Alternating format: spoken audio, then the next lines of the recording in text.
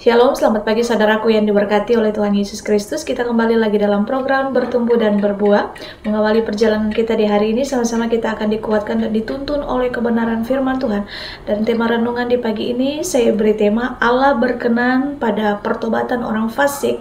Saudaraku, kita baca dalam Yehezkel pasalnya yang ke-18, ayatnya yang ke-21 sampai ayatnya yang ke-24. Di situ dikatakan, tetapi apabila orang fasik bertobat dari segala dosa yang dilakukannya dan berpegang pada segala ketetapanku serta melakukan keadilan dan kebenaran, maka ia pasti hidup, ia tidak akan mati. Ayatnya ke-22, segala pelanggaran yang dilakukan tidak akan diingat lagi terhadap dia. Karena kebenaran yang dilakukannya, ia akan hidup. Ayat yang ke-23, apakah aku berkenan pada kematian orang fasik?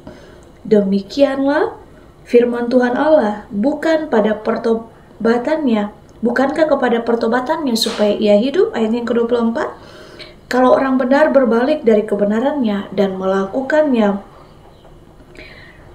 berbalik dari kebenarannya, kecurangan seperti hal menjijikan dilakukan orang fasik, apakah ia hidup? Segala kebenaran yang dilakukannya tidak akan diingat lagi. Ia harus mati karena ia berlaku tidak setia dan karena dosa yang dilakukannya. Saudaraku, banyak orang berpendapat bahwa Tuhan inginkan dari kehidupan kita adalah hidup dalam ketaatan ritual atau kehidupan yang sukses, yang berkelimpahan berkat. Saudara, tentu ini menjadi keinginan semua orang, baik ya untuk dilakukan. Tidak sedikit orang yang kemudian terjebak dan berhenti hanya pada kesalehan dan pertobatan ritual saja. Dan jika sudah menghidupi sisi ritual keagamaan, seolah itu sudah cukup untuk membawa dirinya pada perkenanan Tuhan.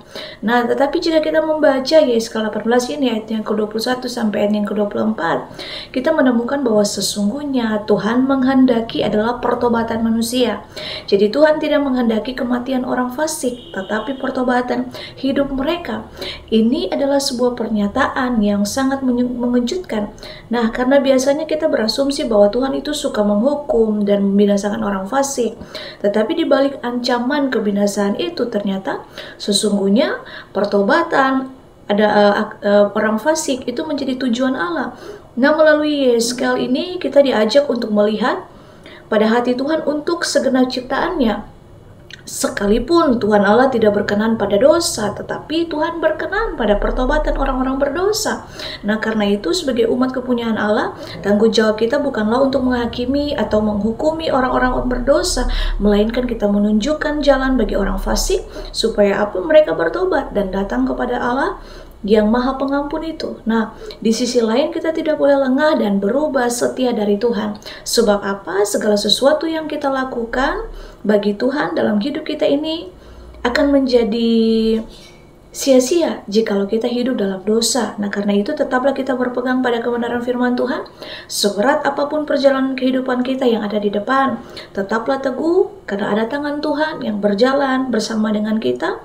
Dan mari sama-sama kita beritakan panggilan pertobatan, kasih pengampunan Allah bagi setiap orang percaya. Saudaraku yang diberkati Tuhan, pertobatan yang sejati ini menyadarkan bahwa kita tidak bisa melakukan apa-apa tanpa Tuhan dan kita bergantung sepenuhnya kepada anugerah Allah dan berubah menjadi pribadi yang lebih baik. Mengapa pertobatan itu penting? Pertobatan membuka jalan pemulihan dan kegagalan dan memberikan kebebasan dari dosa dan rasa malu. Dan pengenalan akan Tuhan melalui pertobatan kita dapat mengenal Tuhan lebih dalam dan memahami kehendak serta tujuannya. Nah, pertobatan juga itu berkelanjutan karena apa? Itu menyempurnakan gambar Allah dalam diri kita sehingga kita semakin serupa dengan Kristus. Kiranya firman Tuhan di pagi ini meneguhkan setiap kita, menuntun setiap kita. Hiduplah di dalam perkenanan Allah, maka jalan-jalan kita pasti akan dibukakan bagi setiap kita. Biarlah firman Tuhan ini menjadi rema yang kuat bagi setiap kita. Kasih karunia Allah memampukan setiap kita untuk hidup di dalam perkenanan Allah. Tuhan berkati Immanuel.